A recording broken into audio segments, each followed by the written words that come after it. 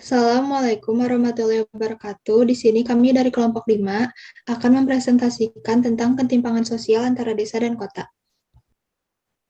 Kelompok 5 terdiri dari Dani Nur Rahman, Najwa Rahma, Najwa Syifa, Nesa Safa, dan Satria Febrian. Satu, latar belakang. Latar belakang terjadinya ketimpangan sosial antara desa dan kota yaitu salah satunya dari kondisi geografi dan tipologi desa yang kurang menguntungkan. Hal ini menyebabkan mata pencarian masyarakat desa tidak memiliki banyak alternatif.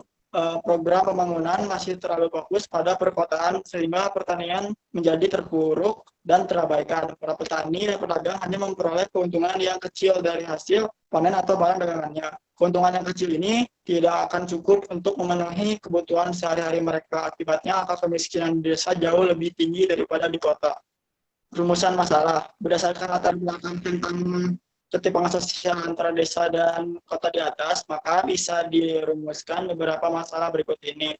Satu, apa penyebab utama masalah ketimpangan sosial antara desa dan kota? Dua, bagaimana cara mengatasi ketimpangan sosial tersebut?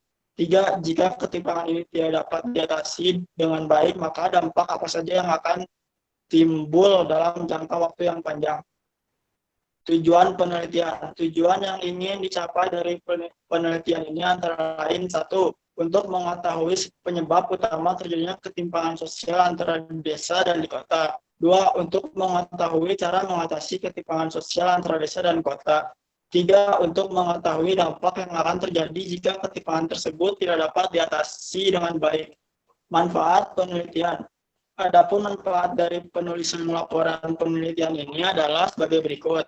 Satu, sebagai sumber dan bahan masukan bagi penulis lain untuk melakukan penelitian lebih mengenai ketimpangan sosial. Dua, sebagai bahan pertimbangan bagi pemerintah dalam mengatasi berbagai faktor yang bisa menyebabkan ketimpangan sosial. Pengertian ketimpangan.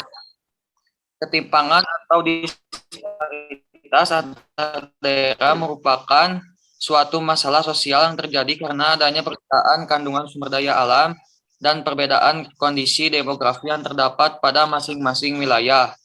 Perbedaan ini yang membuat kemampuan suatu daerah dalam mendorong proses pembangunan juga menjadi berbeda.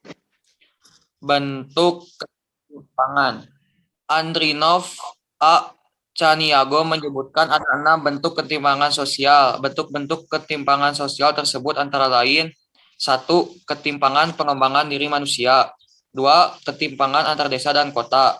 3. Ketimpangan antar wilayah dan subwilayah. 4. Ketimpangan antar golongan sosial ekonomi. 5. Ketimpangan penyebaran aset. 6. Ketimpangan antar sektor ekonomi. Faktor penyebab ketimpangan. Ketimpangan sosial di lingkungan masyarakat terjadi karena 2 faktor. 1. Faktor internal dan 2. Faktor eksternal. Selain faktor di atas, ketimpangan sosial dapat terjadi disebabkan beberapa faktor lain, yaitu kondisi demografi, kondisi pendidikan, kondisi ekonomi, kondisi kesehatan, kemiskinan, kurangnya lapangan pekerjaan, perbedaan status sosial masyarakat, dan letak geografis. Dampak ketimpangan. Dari buku Social Inequality from Causes and Consequences tahun 2009, Carol Thorpe, ketimpangan sosial dapat memengaruhi berbagai bidang utama, yaitu bidang ekonomi. Perekonomian hanya tumbuh di beberapa wilayah dengan sumber daya yang dikuasai oleh golongan tertentu. Perubahan kebijakan pemerintah secara ekonomi juga mampu memengaruhi kesenjangan sosial. Misalnya, hilangnya subsidi juga dapat mengancam ekonomi kelompok-kelompok tertentu. 2. Bidang politik. Terdapat dominasi ekonomi negara maju terhadap negara lain yang berdampak pada dominasi bidang politik. 3. Bidang budaya. Globalisasi menimbulkan dampak terkikisnya budaya lokal karena masuknya budaya luar yang bebas, misalnya dalam hal bahasa dan gaya hidup. 4. Bidang pendidikan. Masih adanya paham atau jalan yang berbeda dari kalangan keluarga mampu yang tidak mampu. Dampak tersebut antara lain lingkungan sekolah yang tidak berkualitas, kurangnya kesempatan memperoleh pendidikan yang berkualitas bagi masyarakat yang kurang mampu, kualitas kelulusan yang kurang memadai, dan fasilitas yang tidak sama. Upaya mengatasi kesetimpangan. Berikut ini beberapa upaya secara umum yang dapat dilakukan untuk mengatasi masalah kesetimpangan sosial dalam kehidupan masyarakat. Yang pertama, peningkatan kualitas penduduk. Upaya-upaya yang dapat dilakukan seperti memperbaiki atau meningkatkan kualitas pendidikan, di mana perbedaan kualitas pendidikan juga menjadi faktor terjadinya kesetimpangan sosial. Kedua, memperbaiki atau meningkatkan kualitas serta fasilitas kesehatan, baik dalam hal tenaga medis maupun pelayanan kesehatan yang diberikan. Ketiga, menciptakan kegiatan pemberdayaan kelompok masyarakat, seperti penyuluhan, sosialisasi, maupun pengarahan terhadap masyarakat. Kedua, mobilitas geografi. Upaya mobilitas geografis bertujuan untuk mengendalikan jumlah penduduk pada suatu daerah. Dalam mobilitas geografi, erat kaitannya dengan perpindahan penduduk. Keadaan ini sebagai suatu upaya untuk mengatasi kesetimpangan sosial lewat pemerataan penduduk dan pemerataan pembangunan. Selain itu, bertujuan untuk mencegah terjadinya kepadatan penduduk pada satu daerah yang dapat mempengaruhi timbulnya kesenjangan sosial sebagai contoh seperti transmigrasi. Ketiga, menciptakan peluang kerja. Jumlah pengangguran yang tinggi dan kurangnya peluang kerja dapat menimbulkan kesetimpangan sosial dalam masyarakat. Oleh sebab itu, diperlukan suatu upaya untuk menciptakan peluang kerja, salah satunya dengan memanfaatkan kondisi lingkungan sekitar. Upaya yang dilakukan tidak hanya dari pemerintah, tapi juga harus adanya kerjasama dengan masyarakat. Kemudian, bab 3 yaitu metode penelitian. Kami melakukan 3 metode penelitian. Yang pertama adalah wawancara. Kami melakukan wawancara kepada 3 narasumber, yaitu wirausaha, karyawan swasta, dan juga ibu rumah tangga. Kedua adalah dokumentasi. Kami melakukan dokumentasi ke 2 tempat untuk menjadikan perbandingan, yaitu ke Desa Jelagung dan juga ke Komplek Nusa Hijau Permai yang berada di perkotaan. Yang ketiga adalah studi kepustakaan. Kelompok kami melakukan studi kepustakaan dengan membaca jurnal-jurnal, website-website, dan juga skripsi untuk menambah informasi dan juga agar informasinya lebih valid. Kemudian masuk ke bab 4, yaitu pembahasan. Pembahasan yang pertama adalah lokasi penelitian. Kami melakukan penelitian ke Desa Jelebong yang berada di Kecamatan Kota Waringin, Kabupaten Bandung. Desa Jelebong memiliki 5 RT dan 1 RW. Alasan kami melakukan penelitian ke Desa Jelebong karena Desa Jelebong merupakan salah satu desa yang dekat dengan salah satu tempat tinggal peneliti. Yang kedua adalah Komplek Nusa Hijau Permai yang berada di Kecamatan Cimahi Utara, Kota Cimahi. Mengapa kami melakukan penelitian ke Komplek Nusa Hijau? Karena dekat juga dengan salah satu tempat tinggal peneliti. Bisa dilihat dari kedua gambar berikut, ketimpangan terlihat sangat jelas pada pembangunan. Di Desa Jagong, pembangunan belum merata dan juga tidak tersusun rapi. Berbeda dengan komplek yang berada di kota, yaitu Komplek Nusa Hijau, yang pembangunannya sudah merata dan rapi. Kemudian perbedaan selanjutnya terlihat dari akses jalan menuju Desa Jelagong dan Komplek Nusa Hijau Permai. Akses menuju Jalan Jelagong itu sangat berliku-liku dan juga harus melewati Sungai Citarum. Sedangkan di Komplek Nusa Hijau Permai ini sangat mudah aksesnya karena bisa dilewati dengan banyak transportasi. Ke pembahasan rumusan masalah. Rumusan masalah 1 mengenai bagaimana penyebab utama dari masalah ketimpangan antara desa dan kota. Berdasarkan studi kepustakaan yang kami lakukan dan wawancara, kita mendapatkan informasi mengenai penyebab utama dari ketimpangan sosial antara desa dan kota. Yang pertama adalah perbedaan kondisi demografi dan ketersediaan sumber daya alam tiap wilayah yang berbeda-beda. Kemudian, ada kinerja pemerintah yang lamban yang menyebabkan pembangunan infrastruktur di berbagai wilayah, khususnya di desa dan kota, terhambat dan tidak merata. Yang ketiga adalah tingkat pendidikan masyarakat desa dan kota yang berbeda. Tingkat pendidikan masyarakat desa cenderung lebih rendah dibandingkan dengan masyarakat kota. Kemudian hal tersebut menyebabkan masyarakat desa kesulitan untuk mencari pekerjaan dan akhirnya banyak yang menganggur. Penyebab utama lainnya menurut salah satu narasumber adalah kondisi geografis. Sebab wilayah desa yang cenderung berada jauh dari pusat perkotaan dan sulitnya akses untuk mencapai wilayah tersebut menjadi alasan mengapa daerah tersebut tidak tertangani oleh pemerintah. Akhirnya kemajuan wilayah desa tertinggal jauh dengan perkotaan.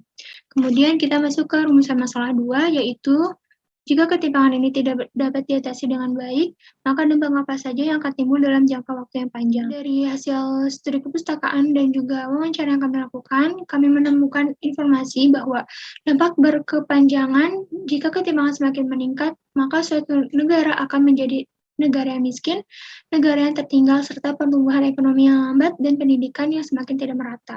Kemudian masuk ke rumusan masalah 3, yaitu bagaimana cara mengatasi ketimpangan sosial antara desa dan kota.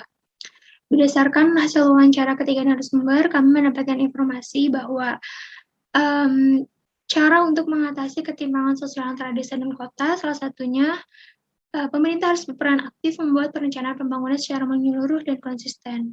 Kemudian melakukan pembangunan infrastruktur yang merata, memberikan kualitas pendidikan yang sama, dan juga memberikan fasilitas umum yang sama tiap masyarakat tanpa memandang status sosialnya dan status ekonominya. Kemudian masuk ke pembahasan terakhir, yaitu analisis teori Marxis.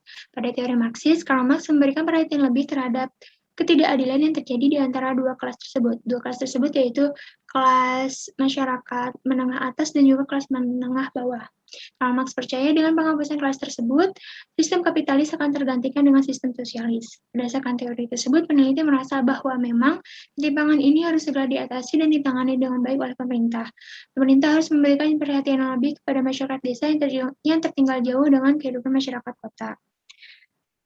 Jika ketimpangan antara desa dan kota sulit untuk dihapuskan, maka upaya yang harus dilakukan adalah menguranginya dan mengatasinya agar tidak timbul masalah ketimpangan yang baru. Selain dari pemerintah, kesadaran masyarakat pun diperlukan. Kesadaran masyarakat desa untuk mau maju dan berubah, serta kesadaran masyarakat kota untuk membantu masyarakat desa maju bersama sangat diperlukan. Jika tidak ada kesadaran dalam dirinya sendiri untuk berubah, maka sebesar apapun usaha pemerintah yang dilakukan untuk rakyatnya akan percuma. Kesimpulan, ketimpangan sosial antara desa dan kota salah satunya terjadi karena kondisi geografi dan tipologi desa yang kurang menguntungkan. Hal ini menyebabkan mata pencaharian masyarakat desa tidak memiliki banyak alternatif atau pilihan seperti di perkotaan. Sementara itu, program pembangunan masih terlalu fokus pada perkotaan, sehingga pertanian menjadi terpuruk dan terabaikan. Para petani dan pedagang hanya memperoleh keuntungan yang kecil dan hasil panen atau barang dagangannya. Keuntungan yang kecil ini tidak akan cukup untuk memenuhi kebutuhan sehari-hari mereka. Akibatnya, angka kemiskinan di desa jauh lebih tinggi daripada di kota. Implikasi penelitian ini terhadap bidang sosiologi adalah sebagai bahan materi pelajaran sosiologi yang berkaitan dengan materi permasalahan sosial. Materi tersebut dapat dipelajari oleh anak SMA kelas 11. Selain itu, penelitian ini dapat diimplikasikan sebagai pengetahuan kepada masyarakat umum agar dapat mengetahui permasalahan apa saja yang sedang terjadi di lingkungan sekitar. Sehingga masyarakat pun sadar bahwa mereka harus melakukan suatu perubahan dan mencari solusi terhadap masalah sosial yang sedang terjadi. Dan juga diharapkan dengan adanya penelitian ini, pihak-pihak yang bersangkutan dapat melihat lebih luas lagi permasalahan yang terjadi dalam wilayah desa dan kota, serta mengetahui langkah-langkah yang harus dilakukan untuk mengurangi permasalahan tersebut. Rekomendasi bagi masyarakat desa, yaitu bisa diberikan penyuluhan tentang pentingnya pendidikan bagi masa depan, dan juga mengajak masyarakatnya untuk mau melakukan perubahan menuju pada kehidupan yang maju, agar tidak tertinggal dan dapat bersaing dengan masyarakat kota. Lalu bagi masyarakat kota, dihimbau untuk bekerja sama membantu masyarakat desa untuk bergerak maju bersama-sama dan saling merangkul, agar ketimpangan yang terjadi dapat berkurang atau bahkan dihilangkan.